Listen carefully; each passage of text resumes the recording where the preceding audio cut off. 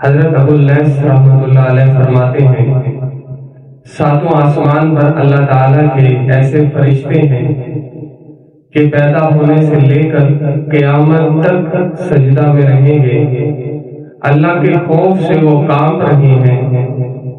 جب قیامت کا دن ہوگا تو وہ اپنے سر اوپر اٹھا کر کہیں گے کہ اے اللہ تو پاک ہے، جیسا حق تھا ہم ویسی عبادت نہیں کر سکے، اور ان کی یہ بات اللہ کے اس فرمان کے مطابق ہے کہ وہ اپنے رب سے ڈرتے رہتے ہیں جو ان کے اوپر ہے، اور وہی کچھ کرتے ہیں جو انہیں حکم ہوتا ہے، یعنی ایک لمحہ بھر بھی وہ اللہ کی نافرمانی نہیں کرتے۔ رسول اکرم صلی اللہ علیہ وسلم نے ارشاد فرمایا، جب اللہ تعالیٰ کے خوف سے بندے کا بدن کانپتا ہے تو اس کے گناہ ایسے جھڑ جاتے ہیں جیسے درخت سے پتے جھڑ جاتے ہیں۔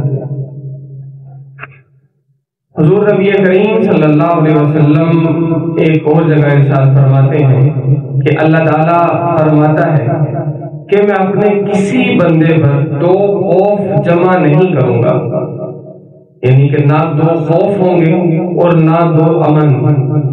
جو دنیا میں مجھ سے ڈرے گا میں آخرت میں اسے امن دوں گا، اور جو شخص دنیا میں مجھ سے بے خوف ہوگا میں روز قیامت اسے ڈراؤں گا۔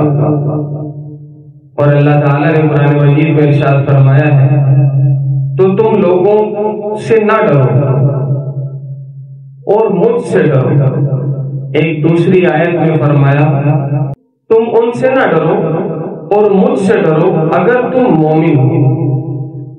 حضرت عمر فاروق رضی اللہ تعالیٰ عنہ جب قرآن پاک کی کوئی آیت سنتے تو اللہ تعالیٰ کے خوف سے بے ہوش ہو کر گر پڑتے۔ آپ نے ایک دن ایک تنکا لیا اور فرمایا کہ کاش میں ایک تنکا ہوتا اور میں کوئی قابل ذکر چیز نہ ہوتا، کاش مجھے میری ماں نہ جانتی۔ اور آپ اکثر روتے رہتے اور مسلسل آنسو آپ کی آنکھوں سے بہتے رہتے، حتیٰ کہ ان آنسوؤں کی وجہ سے آپ کے چہرے پر دو سیاہ رنگ کی لکیریں پڑ گئی۔